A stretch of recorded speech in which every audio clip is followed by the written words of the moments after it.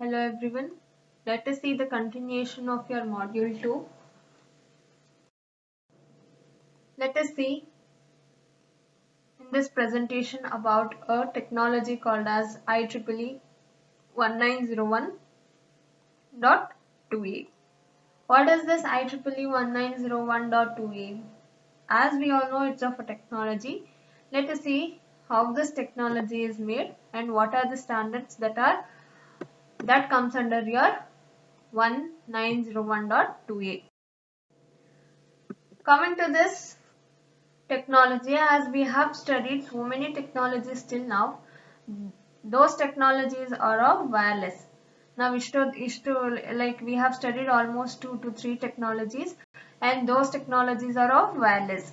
Though we have studied wireless, we all know that there are two types of connectivity. One could be your wireless connection and the other one could be your wired connection. If it is of a wireless, then we will say that the particular network is of a wireless network. Wireless network ಅಂತ ಹೇಳ್ತೀವಿ ಅಥವಾ ಆ ಟೆಕ್ನಾಲಜಿನ ನಾವು wireless technology ಅಂತ ಹೇಳ್ತೀವಿ. ಅದೇ ತರ wired network ಅಥವಾ wired connection ನ ಯೂಸ್ ಮಾಡ್ಕೊಂಡಿರುವಂತ ಟೆಕ್ನಾಲಜಿನ ನಾವು wired technology ಅಂತ ಹೇಳ್ತೀವಿ. So your IEEE 1901.2a is of a wired technology. It is not a wireless technology. And idrat specification ಅಥವಾ original specification ಬಂದು IEEE 1901.2. So that is the original standard or the specification, and the updated version is your 1901.2a. And this IEEE 1901.2a technology ಏನ್ ಮಾಡುತ್ತೆ ಅಂದ್ರೆ it acts as a standard. It acts as a standard for your NBPLC. NBPLC stands for your narrow band power line communication. ಅಂದ್ರೆ narrow band power line communication ಗೆ ಒಂದು standard ಆಗಿ this technology acts. And this NBPLC is a narrow banded spectrum. ಅದು narrow band spectrum. And ಅದ್ರದ್ದು features ಹೆಂಗಿದೆ ಅಂತ ಅಂದ್ರೆ it is of low power. ಕಮ್ಮಿ ಪವರ್ ನ ಕನ್ಸಂಪ್ಷನ್ ಮಾಡ್ಕೊಳ್ಳುತ್ತೆ and ಡಿಸ್ಟೆನ್ಸ್ ನ ಜಾಸ್ತಿ ಕವರ್ ಮಾಡುತ್ತೆ. and it is also resistance ಅಂದ್ರೆ ಪವರ್ ಫ್ಲಕ್ಚುಯೇಷನ್ ಏನಾದ್ರೂ ಆದ್ರೆ ಅಥವಾ ವೋಲ್ಟೇಜ್ ಅಲ್ಲಿ ಏನಾದ್ರೂ ವೇರಿ ಆದ್ರೆ for that particular thing it is of a resistance one. and it also like wires ಅಲ್ಲಿ ಏನಾದ್ರೂ ಅಂದ್ರೆ ಎಲೆಕ್ಟ್ರಿಕ್ ಪವರ್ ಅಲ್ಲಿ ಏನಾದ್ರೂ wires as it is of a connected one or wired connection ಇರೋದ್ರಿಂದ ಆ ಕನೆಕ್ಟಿವಿಟಿ ನಲ್ಲಿ ಏನಾದ್ರೂ ಫ್ಲಕ್ಚುಯೇಟ್ ಆದಾದ್ರೆ ಲೈಕ್ ಪವರ್ ಅಲ್ಲೇ ನಾವು ಫ್ಲಕ್ಚುಯೇಷನ್ ನೋಡ್ಬೋದು ಅಥವಾ ವೋಲ್ಟೇಜ್ ಫ್ಲಕ್ಚುಯೇಷನ್ಸ್ ಆಗ್ಬೋದು ಅಂತ ಟೈಮಲ್ಲಿ ಅದು ರೆಸಿಸ್ಟೆನ್ಸ್ ಆಗಿ ಇರತ್ತೆ ಅಂತ ಹೇಳ್ತಾ ಇದೆ. So it is we have studied till now about wireless, and this is a technology. It is of a wired one, and this is a standard for your narrow band power line communication. And NBPLC is of a narrow band spectrum, and it provides the features like low power, low range, and the resistance to your inference over the same wires. ಅಂದ್ರೆ same wires ನಾವು connectivity ಇರೋದ್ರಿಂದ same wires n number of time ಏನ್ ಮಾಡ್ಬೇಕು, ಡೇಟಾನ pass ಮಾಡ್ಬೇಕು ಅಥವಾ current ನ pass ಮಾಡ್ಬೇಕು ಸೆನ್ಸಾರ್ಸ್ಗೆಲ್ಲ. ಅಂತ ಟೈಮಲ್ಲಿ ಎಲೆಕ್ಟ್ರಿಸಿಟಿ ಸೇಮ್ ವೈರ್ಸ್ ಅಲ್ಲಿ ಕಂಟಿನ್ಯೂಸ್ ಆಗಿ ಫ್ಲೋ ಆಗ್ತಿದ್ದಾಗ ಏನಾದ್ರೂ ಫ್ಲಕ್ಚುಯೇಷನ್ಸ್ ಅಥವಾ ವೇರಿಯೇಷನ್ಸ್ ಆದ್ರೆ ಅದಕ್ಕೆ ಕರೆಕ್ಟ್ ರೆಸಿಸ್ಟೆನ್ಸ್ ನ ಆ ವೈರ್ಸ್ ತಗೊಳ್ಬೇಕು. So this NBPLC provides that particular resistance. Let us see what are the use cases or the advantages that has been provided by your NBPLC. NBPLC will provide you some of the advantages or like uses that can be used in some of the following cases. The first one is your smart metering. Smart metering ಅಂತಂದ್ರೆ instead of the manual reading, ನಾವು manual read ಮಾಡೋದ್ರ ಬದಲು automatic reading ಆಗಬೇಕು ಅಂತ ಹೇಳ್ತಾ ಇದೆ. ಅಂದ್ರೆ metres ನ ಯೂಸ್ ಮಾಡಿಕೊಂಡು ದಟ್ NBPLC ಏನ್ ಮಾಡುತ್ತೆ, ಆಟೋಮೆಟಿಕ್ ಆಗಿ ಡೇಟಾನ ರೀಡ್ ಮಾಡುತ್ತೆ. ಯಾವ್ದ್ಯಾವ್ದ್ರಲ್ಲಿ ಅಂತ ಅಂದ್ರೆ ಲೈಕ್ ಎಲೆಕ್ಟ್ರಿಸಿಟಿ ಆಗ್ಬೋದು ಅಥವಾ ಗ್ಯಾಸ್ ಮೀಟರಿಂಗ್ ಆಗ್ಬೋದು ಅಥವಾ ವಾಟರ್ ಮೀಟರ್ಸ್. ನಾವ್ ಎಲ್ಲೆಲ್ಲಿ ಲೈಕ್ ಎಷ್ಟು ನಾವು ಯೂಸ್ ಮಾಡಿದೀವಿ, ಎಷ್ಟು ಯೂನಿಟ್ಸ್ ಯೂಸ್ ಮಾಡಿದೀವಿ ಅನ್ನೋ ಇದನ್ನ ನಾವು ಈಸಿಯಾಗಿ ಆಟೋಮೆಟಿಕ್ ಆಗಿ ರೀಡ್ ಮಾಡ್ಬೋದು ಅಂತ ಹೇಳ್ತಾ ಇದೆ. Next distribution automation. Distribution automation ಅಲ್ಲೂ ನಾವು ಇದನ್ನ ಈಸಿಯಾಗಿ ಡೆಪ್ಲಾಯ್ ಮಾಡ್ಬೋದು. ಏನಕ್ಕೆ ಡೆಪ್ಲಾಯ್ ಮಾಡ್ತೀವಪ್ಪ ಡಿಸ್ಟ್ರಿಬ್ಯೂಟೆಡ್ ಆಟೋಮೇಷನ್ ಸಿಸ್ಟಮ್ಸ್ ಅಲ್ಲಿ ಅಂತಂದ್ರೆ in order to have the control. Distributed systems ಅಂತ ಅಂದ್ರೆ the parts or the group of the particular network will be divided and it will be distributed around the network. ಆ particular network ಅಲ್ಲಿ ನಾವೇನ್ ಮಾಡಿರ್ತೀವಿ devices ನ divide ಮಾಡಿ nodes ಆಗಿ ತಗೊಂಡು we will distribute ಅಂದ್ರೆ ಒಂದ್ ಏರಿಯಾ ನಲ್ಲಿ ಒಂದೊಂದು ಪಾರ್ಟ್ ತರ ಇಟ್ಟಿರ್ತೀವಿ. ಸೊ ಅದನ್ನೆಲ್ಲ ನಾವು ಕಂಟ್ರೋಲ್ ಮಾಡಬೇಕು ಮತ್ತೆ ಮಾನಿಟರಿಂಗ್ ಕರೆಕ್ಟ್ ಆಗಿ ವರ್ಕ್ ಆಗ್ತಿದೆಯಾ ಇಲ್ವಾ ಎಲ್ಲಾನು ಚೆಕ್ ಮಾಡೋದಕ್ಕೋಸ್ಕರ we will go for this NVPLC technique. Coming to the next advantage of the where NVPLC can be used is your public lighting. Public lighting ಅಂತ ಅಂದ್ರೆ as we have seen public lights ಅಂತ ಅಂದ್ರೆ ಇವಾಗ ನಾವು streets ಅಲ್ಲಿ ನೋಡ್ತೀವಿ ಅಥವಾ parks ಅಲ್ಲಿ ನೋಡ್ತೀವಿ ಅಥವಾ ಹೈವೇಸ್ ನಾವು ಪಬ್ಲಿಕ್ ಏರಿಯಾನಲ್ಲಿ ಎಲ್ಲ ಆಲ್ಮೋಸ್ಟ್ ಸ್ಟ್ರೀಟ್ ಲೈಟ್ಸ್ ನೋಡ್ತೀವಿ. ಅದರಲ್ಲಿ ಆಟೋಮ್ಯಾಟಿಕ್ ಆಗಿ ಆನ್ ಅಂಡ್ ಆಫ್ ಆಗೋದಕ್ಕೆ ಅಥವಾ in order to have the connectivity between your street lights ಅದ್ ಪರ್ಪಸ್ಗೆ ನಾವು ಪಬ್ಲಿಕ್ ಲೈಟ್ನಿಂಗ್ ಅಲ್ಲಿ NVPLC ನ ಅಡಾಪ್ಟ್ ಮಾಡ್ಕೊಬಹುದು. Next for your electric vehicle charging ಅಂದ್ರೆ ಏನಾದ್ರು ಲೈಕ್ ಯಾವ ತರ ಸಿಚುಯೇಷನ್ಸ್ ಅಪ್ಪ ಅಂತ ಅಂದ್ರೆ ಒಂದ್ ಸ್ಟೇಷನ್ ತರ ಬಿಲ್ಡ್ ಮಾಡ್ತೀವಿ like vehicle charging station.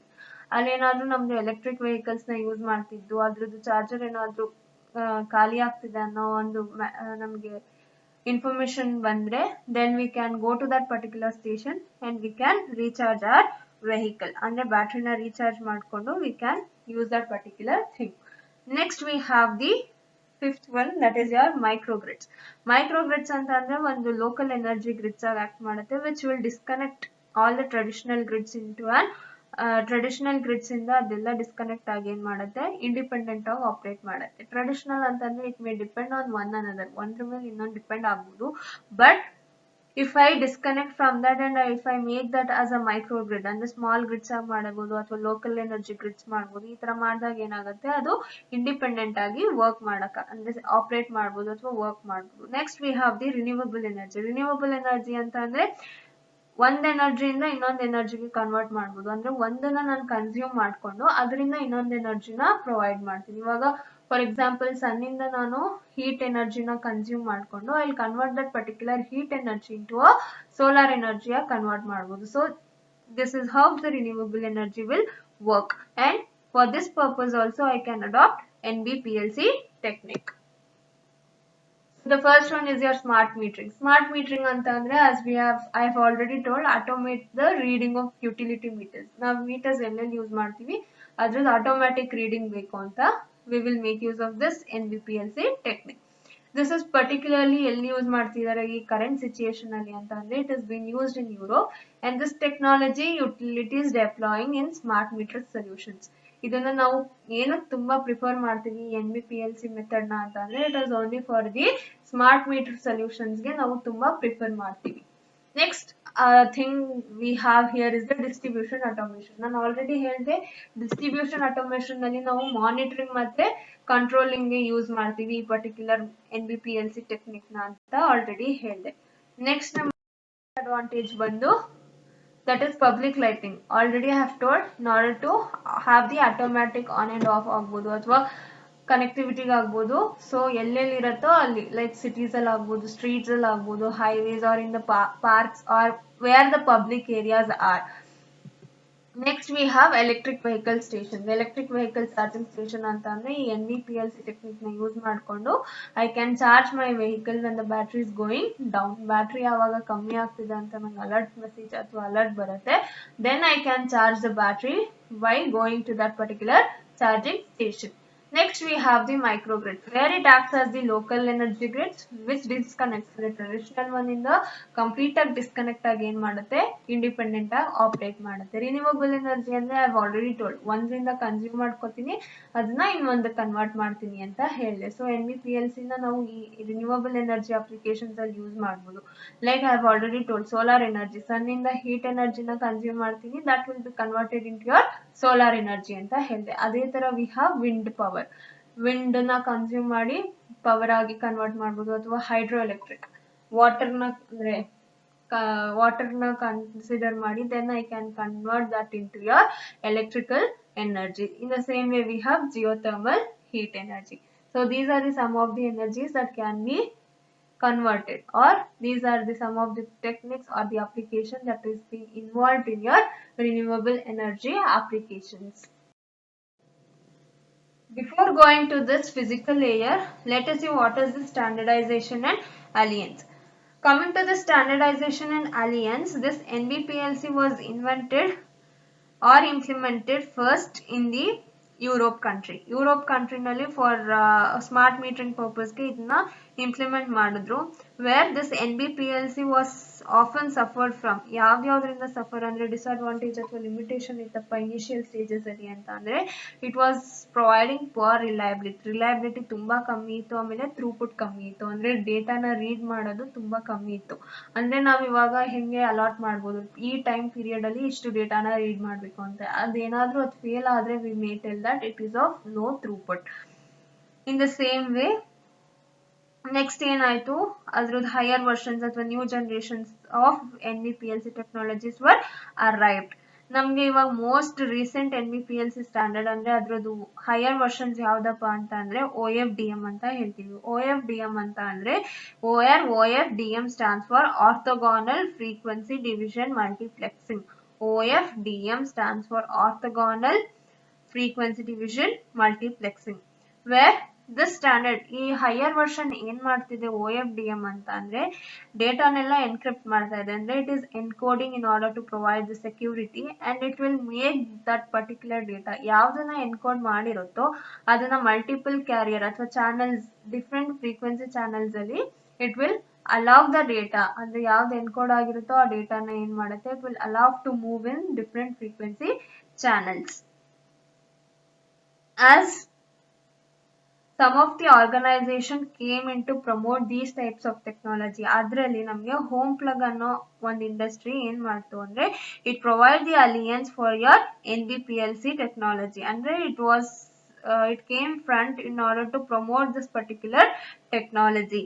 And Home Plug Alliance made the decisions to offer Alliance broadband power line networking technology to a broader audience by making its technical specification publicly available. ಅಂದ್ರೆ ಎಲ್ಲರಿಗೂ ಸಿಗೋ ತರ, like it made free and it should be available in public for each and every user who is going to use this NBPLC technology.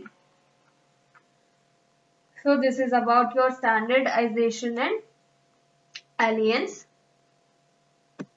Coming to the physical layer, here NBPLC na ನಾವು as I have told in the standardization and alliance we have different frequency bands ಅಂತ ಹೇಳಿದೆ ಅಥವಾ frequency channels ಅಂತ ಹೇಳಿದೆ.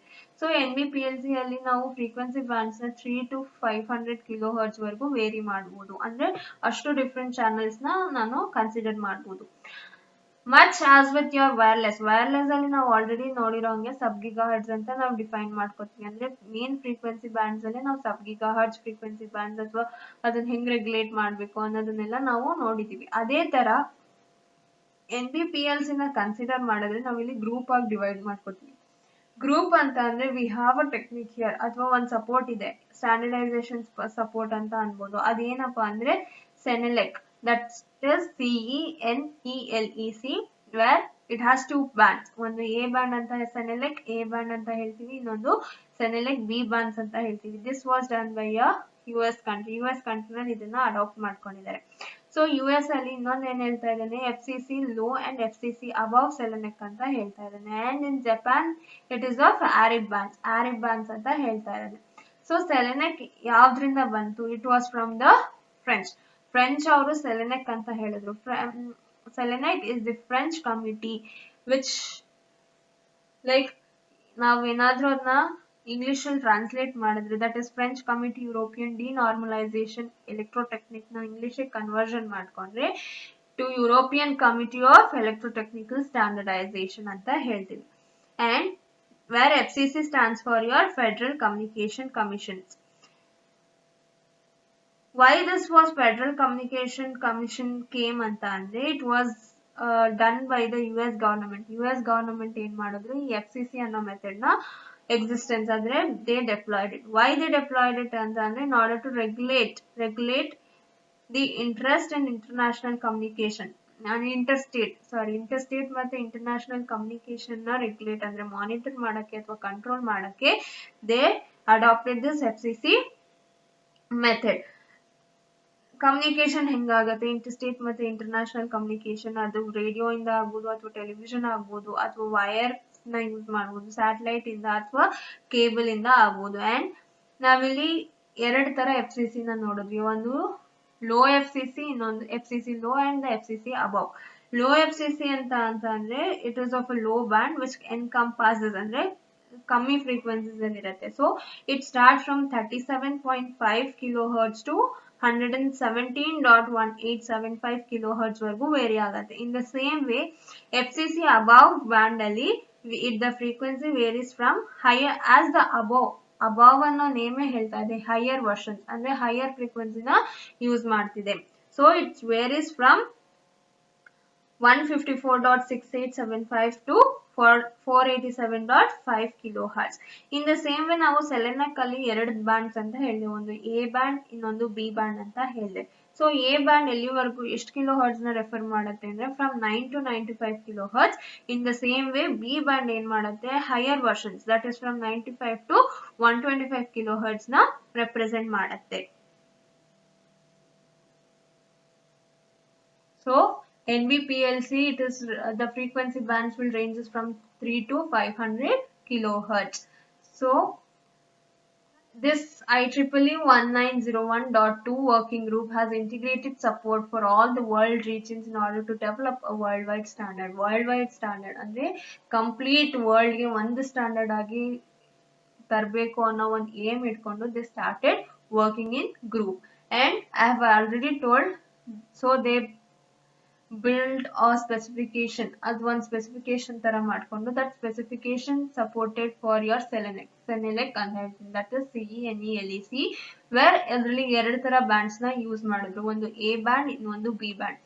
And ಇನ್ನೊಂದು federal frequency ರೇಟಿಗೂ they thought of doing higher frequency and the lower frequency. For that particular US government ಏನ್ ಮಾಡಿದ್ರು, federal communication commission ಅನ್ನೋ ಒಂದು ಕಮಿಟಿನ ಬಿಲ್ಡ್ ಮಾಡಿ ಅಲ್ಲಿ ಲೋ ಹೈ ಅಂತ ಡಿವೈಡ್ ಮಾಡ್ಕೊಂಡ್ರು.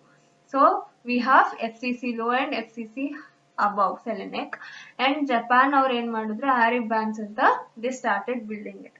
Selenek ಯಾವ್ದ್ರಿಂದ ಯಾರ್ದಪ್ಪ ಇದು ಅಂತ ಅಂದ್ರೆ it is of a French committee European denormalization electrotechnic. ಇದನ್ನ ನಾವು ಇಂಗ್ಲಿಷ್ ಕನ್ವರ್ಟ್ ಮಾಡಿದ್ರೆ ಫ್ರೆಂಚ್ ಅಲ್ಲಿ ಇದನ್ನ ಹೇಳ್ತೀವಿ. And if it is been translated to your English language, then it is of a European Committee for Electrotechnical Standardization.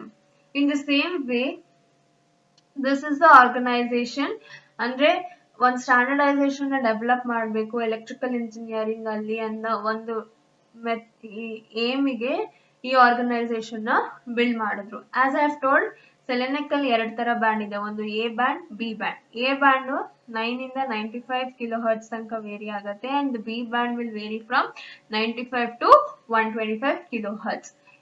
Selenek A will vary from 9 to 95 kilohertz, where your Senelec B band varies from 95 to 125 kilohertz.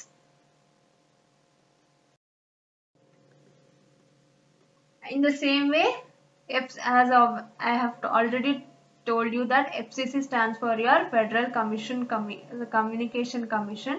US government ಇದನ್ನ interstate ಮತ್ತೆ international ಅಲ್ಲಿ communication easy ಆಗ್ಬೇಕು ಅನ್ನೋ ಪರ್ಪಸ್ಗೆ they adopted this method.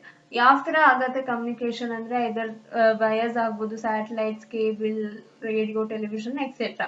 So FCC low ಮತ್ತೆ FCC above ಅಂತ ನಾನು already ಎರಡು band ಹೇಳಿದೆ. FCC ಲೋ ಅಂತಂದ್ರೆ it starts from your lower frequency and FCC high ಅಂತ ಅಂದ್ರೆ FCC ಅಬೌವ್ ಅಂತ ಅಂದ್ರೆ as name it self tells, above ಅಂದ್ರೆ ಹೈ, ಸೊ ಹೈಯರ್ ಫ್ರೀಕ್ವೆನ್ಸಿ ಬರುತ್ತೆ. ಸೊ ಲೋ ಫ್ರೀಕ್ವೆನ್ಸಿ ಅಂತ ಅಂದ್ರೆ ಎಲ್ಲಿಂದ ಎಲ್ಲಿ ತನಕ ಅಂದ್ರೆ 37.5 to 117.1875 ಕಿಲೋ ಹರ್ಟ್ಸ್ ವರೆಗೂ ವೇರಿ ಆಗತ್ತೆ. In the same way FCC above ಅಂತ ಅಂದ್ರೆ it is from 154.6875 hertz to 487.5 kilohertz. In the same way FCC above Selenek bands ನಾನು ಏನಾದ್ರೂ ಯೂಸ್ ಮಾಡ್ತಿದ್ದೀನಿ ಅಂತ ಅಂದ್ರೆ that becomes the most useful frequency due to its higher throughput and reduced interference. ಅಂದ್ರೆ delays ಕಮ್ಮಿ ಇರುತ್ತೆ and it will provide the higher throughput. So we will go for FCC above Selenek. And we have a figure here which shows, in this figure we have a number of frequency bands. These are the frequency bands that has been adopted are which will show for your NBPLC, that is your narrow band power line communication. ಅಲ್ಲಿ ಯಾವ ತರ frequency bands ನಾವು organise ಮಾಡಿದೀವಿ ಅನ್ನೋದನ್ನ ಈ diagram ಅಲ್ಲಿ explain ಮಾಡ್ತಾ ಇದೆ. ಸೊ ಫಸ್ಟ್ ಏನ್ ಮಾಡ್ತಾ ಇದೀವಿ ನಾವು ಸೆಲೆನಿಕ್ bands ಯಾವ್ದು ಇದೆಯೋ ಅದನ್ನೆಲ್ಲ ಲೋವರ್ ಅಂದ್ರೆ ಫಸ್ಟ್ ಅದನ್ನ ತಗೊಳ್ತಾ ಇದೀವಿ. Then we are going for your FCC low and FCC above. In the between we have the ARIC technologies. So you can see here from where to where the frequencies are varying. So idu A band matte B band. Again it can be divided into your C and D, but we will go for A and B for much use. ಅಂದ್ರೆ ನಾವು A and B ನಲ್ಲಿನೇ ಜಾಸ್ತಿ use ಮಾಡ್ಕೊಳ್ತೀವಿ, ಅಂದ್ರೆ ಆ frequencies ನಾವು ಜಾಸ್ತಿ use ಮಾಡ್ತೀವಿ when compared to your C and D.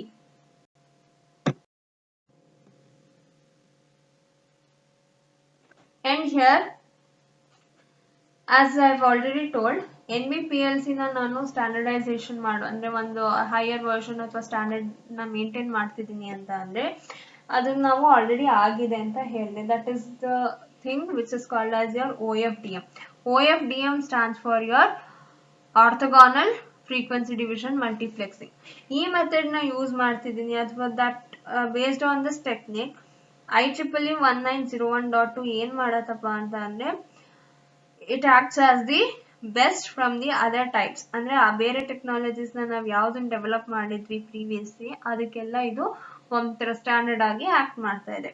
And this technology will support ನಾವು ಎಷ್ಟು ಕೋಡ್ ನ ಲಾರ್ಜ್ ಸೆಟ್ ಆಫ್ ಕೋಡಿಂಗ್ ನ ಹೆಲ್ಪ್ ಸಪೋರ್ಟ್ ಮಾಡುತ್ತೆ. ಅಂಡ್ ರಾಬಸ್ಟ್ನೆಸ್ ಏನಾದ್ರೂ ಅಲ್ಲಿ ಏನಾದ್ರೂ ಎರರ್ ಇದೆ it will try to overcome that. And high throughput ಅಂತಂದ್ರೆ the output given to the user or the developer ಅವರಿಗೆ ಥ್ರೂಪುಟ್ ಏನಿರುತ್ತೆ it is in a higher rate. And next we have here ಈ standard ಏನೇನ include ಮಾಡುತ್ತೆ ಅಂದ್ರೆ tone maps ಆಗ್ಬೋದು ಅಥವಾ modulations ಆಗ್ಬೋದು ಅಥವಾ ರೋಬಸ್ಟ್ ಮಾಡ್ಯುಲೇಷನ್ ಆಗ್ಬೋದು. Robust modulation is your ROBO. Differential binary phase shift keying ಆಗ್ಬೋದು ಅಥವಾ differential quadrature phase shift keying. So there are n number of things that will include that this particular standard will include.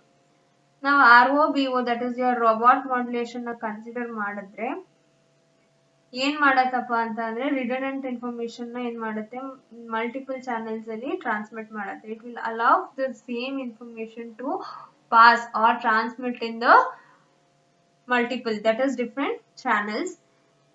And this DBPSK, that is your differential binary phase shift keying ಅಥವಾ differential quadrature phase shift keying ಆಗ್ಬೋದು ಅಥವಾ differential 8 point phase shift keying. ಇದೆಲ್ಲ ಏನ್ ಮಾಡುತ್ತೆ ಅಂತಂದ್ರೆ like these are the some various or variations ಅಂದ್ರೆ difference of different types of your phase shift keying. ಇದೇನ್ ಮಾಡುತ್ತೆ ಅಂತ ಅಂದ್ರೆ one signal ಏನಾದ್ರೂ one phase ಇಂದ ಇನ್ನೊಂದು phase ಗೆ ಚೇಂಜ್ ಆಗ್ತಿದೆ based on your binary data transmission ಇದ್ರಲ್ಲಿ ಆ ಬೇಸಿಸ್ ಮೇಲೆ ಏನಾದ್ರೂ ನಿಮ್ಗೆ ಸ್ಪೇಸ್ ಅಲ್ಲಿ ಚೇಂಜ್ ಆಗ್ತಾ ಇದೆ ಅಂದ್ರೆ ಸಿಗ್ನಲ್ ಈ ಫೇಸ್ ಇಂದ ಇನ್ನೊಂದು ಫೇಸ್ ಗೆ ಚೇಂಜ್ ಆಗ್ತಿದೆ ಅಂತ ಅಂದ್ರೆ ನಾವು ಈ ತರ particular keying method shift keying method ನ ಯೂಸ್ ಮಾಡ್ತೀವಿ. ಅದೇ ತರ ಈ ROBO ಏನ್ ಮಾಡತ್ತಪ್ಪ ಅಂದ್ರೆ it will utilise this quadrature technique. Quadrature phase shift keying method ನ ಯೂಸ್ ಮಾಡ್ಕೊಂಡು ಏನ್ ಮಾಡತ್ತೆ ಥ್ರೂಪುಟ್ ನ ಜಾಸ್ತಿ ಮಾಡತ್ತೆ. ಅಂದ್ರೆ ಕೋಡಿಂಗ್ ನ ರಿಪೀಟ್ ಮಾಡ್ಕೊಂಡು it will make the throughput a higher one. So for the standard purpose, for example, we have standard ROBO uses a repetition of 4 and super ROBO anta ondide adu en madutte it will repeat the same for the 6 times adane repeat ಮಾಡುತ್ತೆ ಅಂತ ಹೇಳ್ತಾ ಇದೆ. So ಇದೇನ್ ಮಾಡುತ್ತೆ it is supports ಯಾವ್ದನ್ನ support ಮಾಡುತ್ತೆ coding ನ support ಮಾಡುತ್ತೆ. ಅಂಡ್ ಇಟ್ ವಿಲ್ ರೋಬೋಸ್ಟ್ನೆಸ್ ಮತ್ತೆ ಥ್ರೂಪುಟ್ ಹೈಯರ್ ಥ್ರೂಪುಟ್ ಮತ್ತೆ ರೋಬೋಸ್ಟ್ನೆಸ್ ನ ಸಪೋರ್ಟ್ ಮಾಡುತ್ತೆ. Well this particular IEEE 1901 standard ಏನೇನು ಇನ್ಕ್ಲೂಡ್ ಮಾಡುತ್ತೆ ಅಂದ್ರೆ ಟೋನ್ ಮ್ಯಾಪ್ಸ್ ಮತ್ತೆ ಮಾಡ್ಯುಲೇಷನ್ ಯಾವ್ದಿರುತ್ತೆ ಅಂದ್ರೆ robust modulation that is stands for ROBO. Already I have told about these things, that is your DBPSK, DQPSK, D8PSK, that is your 8 point phase shift keying. And we have one more thing, that is your 16 quadrature amplitude modulation. And ROBO ನಲ್ಲಿ ಏನ್ ಮಾಡುತ್ತೆ, ನಾವು ಹೇಳ್ದಂಗೆ duplicate information ನ different channels ಅಲ್ಲಿ carry ಮಾಡುತ್ತೆ ಅಥವಾ transmit ಮಾಡುತ್ತೆ. ಅದೇ ತರ ಈ ಬೇರೆ ಟೆಕ್ನಿಕ್ಸ್ ಎಲ್ಲ ಏನ್ ಮಾಡುತ್ತೆ, ಒಂದು ಫೇಸ್ ಇಂದ ಅಂದ್ರೆ ಒಂದ್ ಸಿಗ್ನಲ್ ಬೇರೆ ಒಂದ್ ಫೇಸ್ ಇಂದ ಇನ್ನೊಂದ್ ಫೇಸ್ ಗೆ ಚೇಂಜ್ ಆಗ್ತಾ ಇದೆ.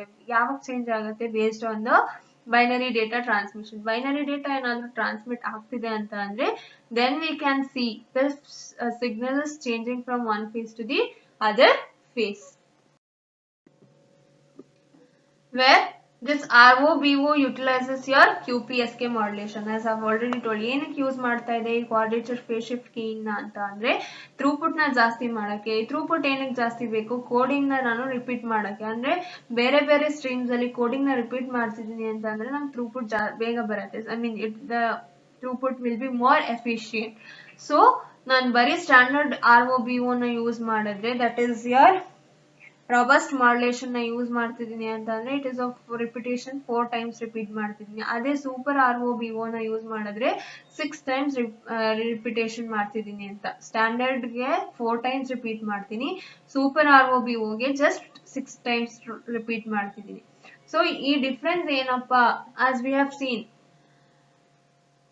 the wired, ಇಷ್ಟೊತ್ತು ನಾವು ವೈರ್ಡ್ ಟೆಕ್ನಾಲಜಿ ಬಗ್ಗೆ ಓದಿದ್ವಿ. That is your 1901.2a and it is almost similar to your 802.1.5 version ಅಂತ ಹೇಳಿದೆ. So what is the difference, ಏನ್ difference? It is almost similar ಅಂತ ಹೇಳ್ತಾ ಇದೀನಿ ಅಂದ್ಮೇಲೆ ನಾವ್ ಏನಕ್ಕೆ ಈ ಟೆಕ್ನಾಲಜಿಗೆ ಬರ್ಬೇಕಿತ್ತು?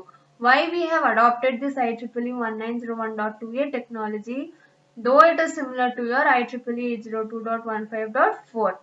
Let us see what are the differences or the different features that has been provided by your IEEE 1901.2a. Coming to the major difference, your IEEE 1901 is the full integration for your different types of modulation and tone maps. As we have seen, there are n number of tone maps. ROBO agbodu, DQPSK agbodu athwa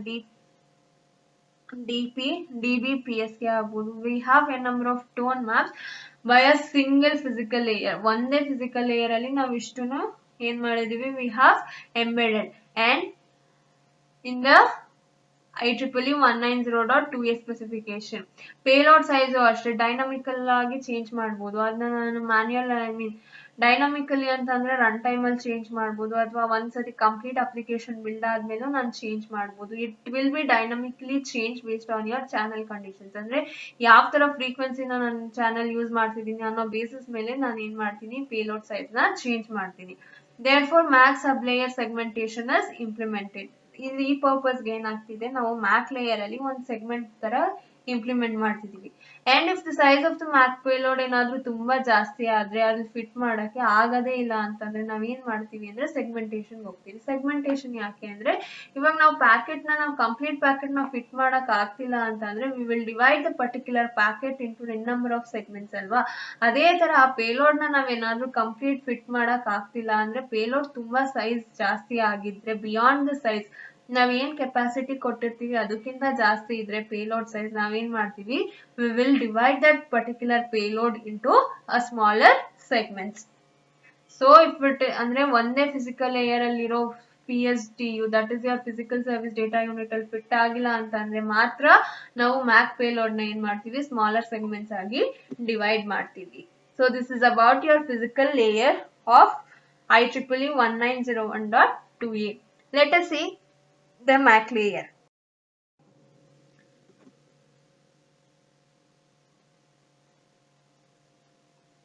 As I have told, segmentation ಮಾಡ್ತೀವಿ ಅಂತ ಹೇಳಿದ್ವಿ. ಮ್ಯಾಕ್ payload ನ segment ಮಾಡ್ತೀವಿ ಯಾವಾಗ ಅಂದ್ರೆ ಅದು size ಅಲ್ಲಿ fit ಆಗಿಲ್ಲ ಅಂದ್ರೆ, ಸೈಜ್ ಗಿಂತ ಜಾಸ್ತಿ ಇದ್ರೆ.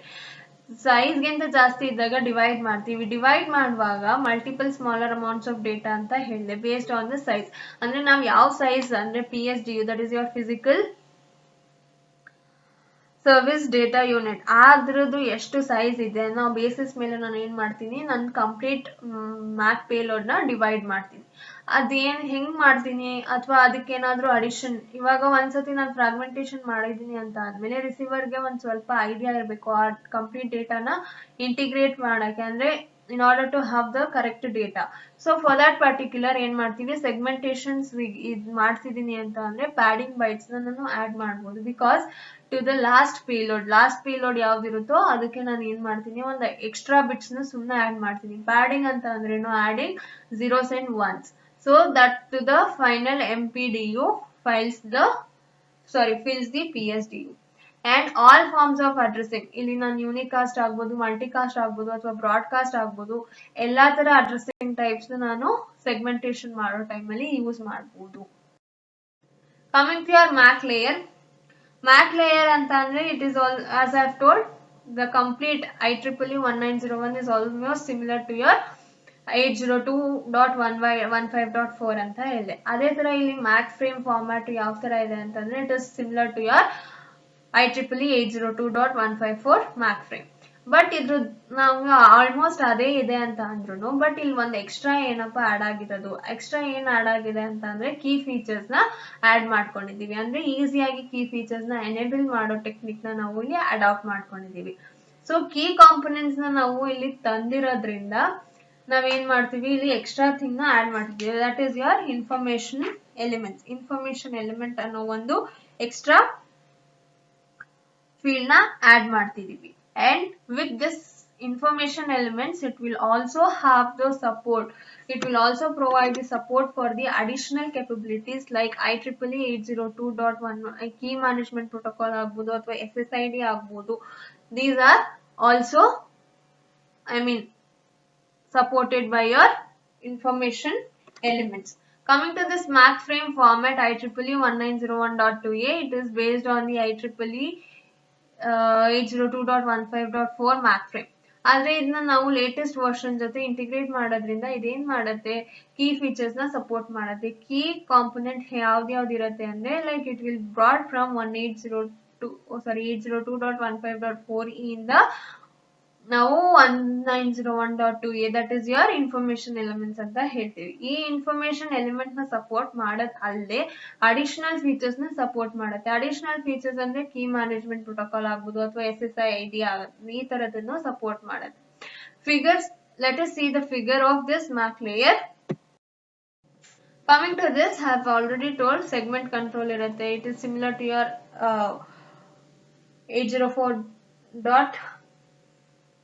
802.15.4 ಟೆಕ್ನಾಲಜಿಗೆ ಸೇಮ್ ಇದೆ ಅಂತ ಹೇಳಿದೀನಿ. ಸೊ ಸೆಗ್ಮೆಂಟ್ ಕಂಟ್ರೋಲ್ ಇರುತ್ತೆ, ಫ್ರೇಮ್ ಕಂಟ್ರೋಲ್ ಯಾವ type of frame, sequence number ಮತ್ತೆ ಇದಿಷ್ಟು ಅಡ್ರೆಸ್ಸಿಂಗ್ ಟೈಪ್ಗೆ ಬರುತ್ತೆ. ಅಡ್ರೆಸ್ಸಿಂಗ್ ಟೈಪ್ ಜೊತೆಗೆ ಇಲ್ಲಿ ಆಕ್ಸಿಲರಿ ಹೆಡರ್ ಅಂತ ಅಂದ್ರೆ in order to provide the security. ಏನಾದ್ರೂ AES ಅಲ್ಗಾರಿದಮ್ ನ ಯೂಸ್ ಮಾಡ್ಕೊಂಡು ನಾನು ಸೆಕ್ಯೂರಿಟಿ ಕೊಡ್ತಿದ್ದೀನಿ ಅಂತ ಅಂದ್ರೆ ಆಟೋಮ್ಯಾಟಿಕ್ ಆಗಿ ಈ ಹೆಡರ್ ಇಲ್ಲಿ ಬರುತ್ತೆ. It will be created and we have the information element irutte, frame payload and FCS, that is your frame check sequence. Again as it is of similar to your 802.15.4, it is the MAC layer has been divided into 3 parts: header, footer and the payload.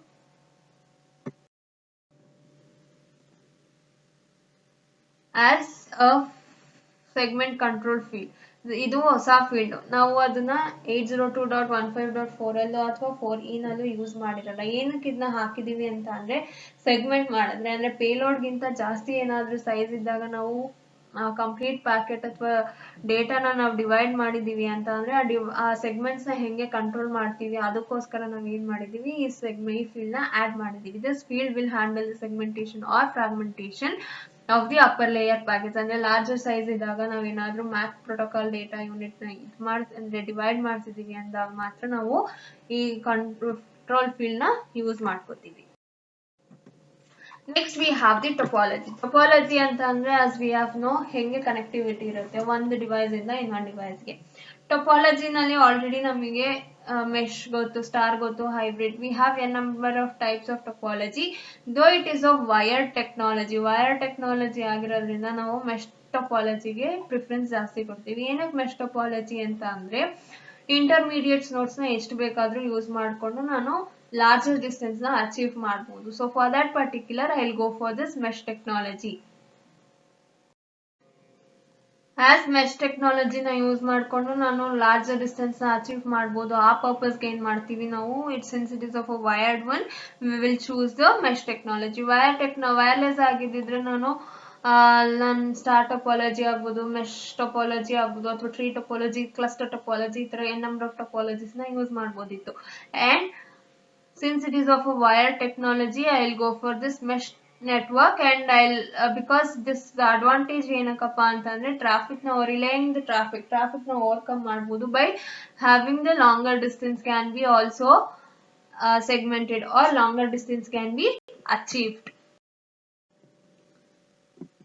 This is how the topology looks like. ಅಲ್ಲಿ ನಾವು ಎಷ್ಟೊಂದು intermediate nodes ನ use ಮಾಡ್ಕೊಂಡಿದೀವಿ in order to have the connectivity between like 3 hops ಆಗ್ಬೋದು. ಒಂದು ನೋಡಿಂದ ಇನ್ನೊಂದು ನೋಡ್ಗೆ ನಾನು ರೀಚ್ ಆಗ್ಬೇಕು ಅಂದ್ರೆ ಅಲ್ಲಿ ಎಷ್ಟು 2 ಇಂಟರ್ಮೀಡಿಯೇಟ್ ನೋಟ್ಸ್ ಅಥವಾ 3 ಇಂಟರ್ಮೀಡಿಯೇಟ್ ನೋಟ್ಸ್ ಅಥವಾ 4 ಇಂಟರ್ಮೀಡಿಯೇಟ್ ನೋಟ್ ನ ಯೂಸ್ ಮಾಡ್ಕೊಂಡು I can travel from one ನೋಡ್ ಟು ದಿ ಅದರ್ ನೋಡ್. Coming to the security part, again the security is also has the same features as of your IEEE 802.15 4G. 4G ನಲ್ಲಿ ಯಾವ ತರ security provide ಆಗ್ತಿದ್ಯೋ ಅದನ್ನೇ ನಮಗೆ almost IEEE 1901.2a ನಲ್ಲಿ provide ಮಾಡ್ತಿದ್ವಿ. That is encryption ಮತ್ತೆ authentication, ಅಂದ್ರೆ ಡೇಟಾನ ಎನ್ಕ್ರಿಪ್ಟ್ ಮಾಡಿ ಸೆಂಡ್ ಮಾಡುತ್ತೆ. And authentication, if it is a valid user then it will allow the user to use that particular thing. So ಇದನ್ನ I mean, in order to provide this encryption and authentication, we will make use of this AES algorithm. AES algorithm ಅಲ್ಲಿ ನಾವು 128 key ನ use ಮಾಡಿಕೊಂಡು we will encrypt the data.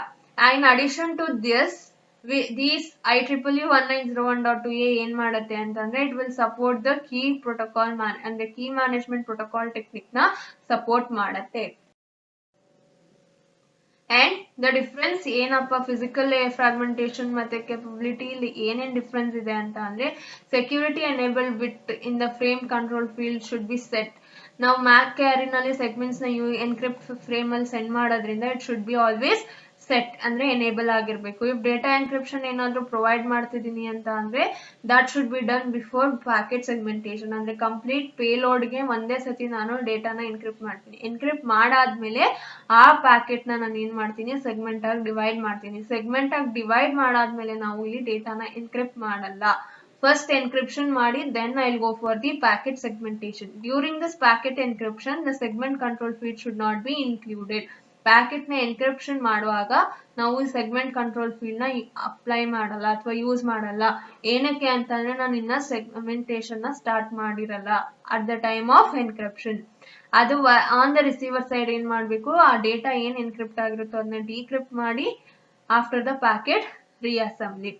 First ಇಲ್ಲಿ ನಾನು ಏನ್ ಮಾಡ್ತೀನಿ, ಡೇಟಾನ encrypt ಮಾಡ್ತೀನಿ, ಆಮೇಲೆ ಸೆಗ್ಮೆಂಟ್ ಮಾಡ್ತೀನಿ. ರಿಸೀವರ್ ಸೈಡ್ ಅಲ್ಲಿ ಏನ್ ಮಾಡ್ತೀನಿ, ಫಸ್ಟ್ ರಿಅಸೆಂಬಲ್ ಮಾಡ್ಕೋತೀನಿ ಪ್ಯಾಕೆಟ್ಸ್ ನ, ಆಮೇಲೆ ಡೇಟಾನ ಡಿಕ್ರಿಪ್ಟ್ ಮಾಡ್ತೀನಿ. ಇದೇ ಡಿಫ್ರೆನ್ಸ್. ಸೆಂಡರ್ ಸೈಡ್ ಅಲ್ಲಿ ಫಸ್ಟ್ ಎನ್ಕ್ರಿಪ್ಟ್ ಆಗಿ ಆಮೇಲೆ ಸೆಗ್ಮೆಂಟ್ ಆಗುತ್ತೆ. ರಿಸೀವರ್ ಸೈಡ್ ಅಲ್ಲಿ ಫಸ್ಟ್ ರಿಅಸೆಂಬಲ್ ಆಗಿ ಆಮೇಲೆ ಡಿಕ್ರಿಪ್ಟ್ ಆಗುತ್ತೆ.